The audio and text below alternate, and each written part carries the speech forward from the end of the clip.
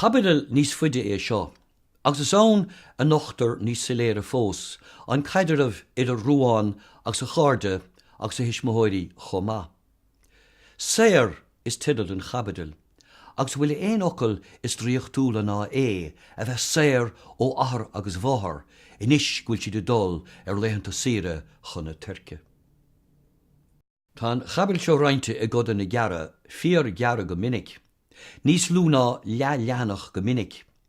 Clúimeadn sé seo an scéal a gluaiseacht, ach beidir gur léirú é chomá an meon eigine atá ruáin agus an luas atá raig do réimar tá an scéal a gluaiseacht. Nuair a déir Emma nach bhuair a máthir cuire, tá sa go ruáin cén fá. Is tuisgur máthir hingilte nó máthir neamhfósta í. Is an sin a d an ruáin leis héin gur seoín a machchas amach is se a bháthir féin. Is mó sin bríomhtaigh an bhocail seoín, achas tóch gur snab is fearr is brí leis sa chása. Chóirigh gach doing ón géir Cabidal a raig gur mar sin a bhí. Agus tuéis an tail is sé is snabán ná duine a cheapan go bhfuil sin níos fearr ná daoine eile, go maráta nuair líor be eile, tuisc go bhfuil níos mó airgid I gce nó I cie.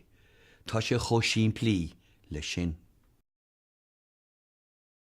Sa Cabidal seo tá ruáin a feitheamh le go dtucadh daoine chun na cóisiire I gce féin. I míon an tám, ní hagann siad, chuann sé gléire. Faint sé amach go bhfuil sé go léir ag cóisiir eile. Ghuilann sé seo go mór níl sé cúil agus brisin an gcol Buintear get as áfach, nuair a hagann Emma agus sílann siise go bhfuil an chóisiir hart. Síonn sé síos agus bíonn caidir a bhetar a caidir a bheitá réasúnta daíire.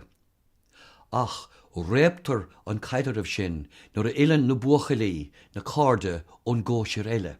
Agus níos measaná sin nuair a híana na chara dar leis Micheál, síos in aice le Emma agus cuireann sé a lábha timpeall ite. Ní deirtar linge, ach bhfuil éon fian níos measa ná pian déagóra madidir le héad nuair a bhillan duine bháin an caidir le duine eile firan nó buinean. Ní deirtar linge, ach brahamíd an fian ag bun an lehannig.